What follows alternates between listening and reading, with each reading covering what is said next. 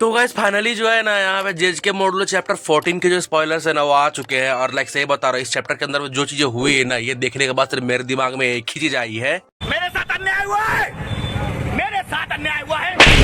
मुझे लगा था कि चैप्टर 14 के अंदर में यूजी जो रिटर्न करेगा, डाबुरा के जो कुत्तों की तरह धुलाई करते हुए जो है उसे यहाँ पे खत्म करेगा और एलियंस की वॉर जो खत्म हो जाएगी। लेकिन जो इस चैप्टर के अंदर में मैंने देख लिया ना, उसके बाद फिर मेरा जो डिसअपॉइंटेड हो चुका। और लाइक मैं अब जो है चैप्टर 15 का जो और बेसब्री से वेट कर रहा हूँ कि बस मुझे एक बार यूजी को जो इस चैप्टर के अंदर में देखना है। और सारे फैंस भी जो अभी इसी पीक पर हैं कि कब जो यूजी यहाँ पे एंटर करेगा। लेकिन फिर भी जो लोग जबरदस्ती की यहाँ पे ऐसी फाइट यहाँ पे दिखा रहे जिसे यहाँ पे दिखाने की कोई जरूरत नहीं थी। क्योंकि लाइक अगर लिटरली सही में अगर ये फाइट भी बहुत ज्यादा सीरियस हो जाती है ना, तो सही बता रहा हूँ कि जो यूटा के जो है ग्रैंड चिल्ड्रंस है बहुत जल्दी जो है आरआईपी होने वाले हैं। खैर बकवास तो बहुत कर ली, अब शुरू करते हैं आज के स्पॉयलर्स की वीडियो। तो बिना किसी देरी के शुरू करते हैं आज की इस वीडियो को। देखो चैप्टर 14 में ठीक वहीं पे स्टार्ट होता है जहाँ पे चैप्टर 13 जो खत्म हुआ था, जहाँ पे हमें यह बताया गया था कि डाबुरा ने जो है अर्थ को यहाँ पे चैलेंज किया है कि वो अपने स्ट्रॉन्गेस्ट वॉरियर भेजे ताकि वो जो यहाँ पे देशकुंते स्टाइल में फाइट कर डिसाइड कर सके कि आखिर कर्सेस का एग्जिस्टेंस जापान के अंदर में होगा या नहीं।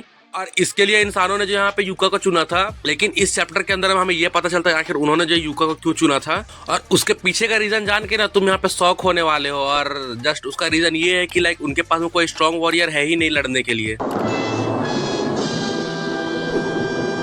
बिल्कुल सही सुना तुमने, क्योंकि लाइक यूका जो है ग्रेड 3 सॉर्सरर है। और सोचो कि वो जो है उनकी करंटली आर्सेनल में जो सबसे ज्यादा स्ट्रॉन्गेस्ट सॉर्सरर है, यानी कि जो जेजेके की जो करंट टाइमलाइन है ना, इसके अंदर में जो सॉर्सरर्स की हालत है ना बहुत ज्यादा ही खराब है। लाइक इतने भी सारे ग्रेड 1 के सॉर्सरर्स है ना, कोई यहाँ पे अवेलेबल ही नहीं है फाइट करने के लिए। और लाइक मुझे ये समझ में नहीं आ रहा कि जितने भी सारे हमारे पुराने कास्ट थे उनके चिल्ड्रंस भी तो यहाँ पे सॉर्सर होंगे ना, वो कहाँ पे। और खास करके यूटा और माकी के जो चिल्ड्रंस होंगे वो भी तो ग्रेड 1 सॉर्सरर्स होंगे। और उनका क्या यहाँ पे हुआ मुझे कोई आइडिया नहीं है गाइस, वो यहाँ पे क्यों नहीं आए फाइट करने के लिए, जहाँ पे उनके बच्चे जो दांव पे लगे हुए फिर भी जो वो यहाँ पे नहीं है। तो मुझे समझ में नहीं आ रहा है कि गाइस यहाँ पे चल क्या रहा है। और लाइक जुत्सु काइसन वाले जो इतने ज्यादा यहाँ पे डेस्परेट है डाबुरा को डिफीट करने के लिए कि वो लोग जो लिटरली यहाँ पे एक न्यूक्लियर बम जो है लॉन्च करने के बारे में सोच रहे हैं डाबुरा पे, अगर जो यूका फेल हो जाती है उसे रोकने में। लाइक जेजेके सॉर्सरर्स के जो यहाँ पे लेवल लाइक किस हद तक यहाँ पे गिर चुका है, और आखिर क्यों जो है यूजी की जरूरत है यहाँ पे डाबुरा को डिफीट करने के लिए। और अब लाइक जो चीजें यहाँ पे हो रही है ना, जो फ्रॉडलेंट चीज यहाँ पे दिखा रहे हैं यहाँ पे, मुझे समझ में नहीं आ रहा कि आखिर जो है ये लोग यहाँ पे फाइट कैसे करने वाले डाबुरा के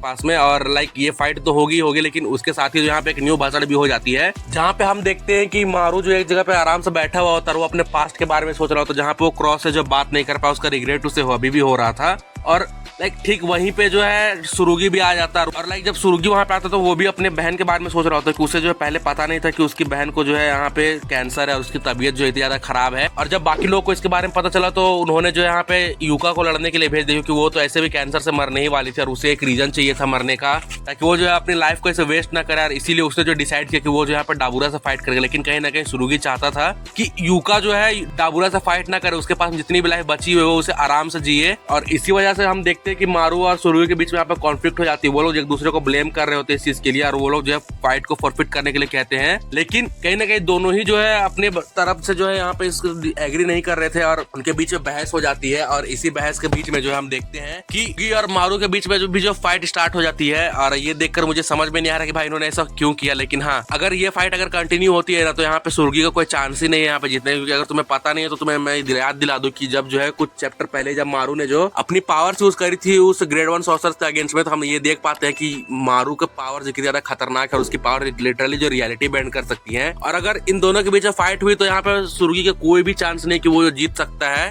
अगली चैप्टर के अंदर में भी हमें जो इनकी फाइट जो कंटिन्यू दिखाई जाए, क्योंकि यहीं पे जो चैप्टर एंड हो जाता है। और साथ ही जो है आगे आने वाले चैप्टर के अंदर हमें डाबुरा और यूका की फाइट भी जो देखने को मिलेगी। और मुझे अब तो सही में समझ में नहीं आ रहा कि आखिर यहाँ पे कब जो यूजी की एंट्री होगी, क्योंकि इसकी एंट्री देखने के लिए मैं जो यहाँ पे बेसब्री से इंतजार कर रहा हूँ। तुम मुझे बताना क्या जो अगले चैप्टर के अंदर में यूजी जो रिटर्न करेगा या नहीं, या फिर जो मारू और सुरुगी की जो फाइट होगी इसके अंदर में कौन जीतेगा, मुझे कमेंट्स के अंदर जरूर बताना। और बाकी आज की वीडियो के लिए बस गाइस इतना ही। बाकी मैं तो मिलता किसी और से ब्रांड न्यू था। तुझे थैंक्स फॉर वॉचिंग।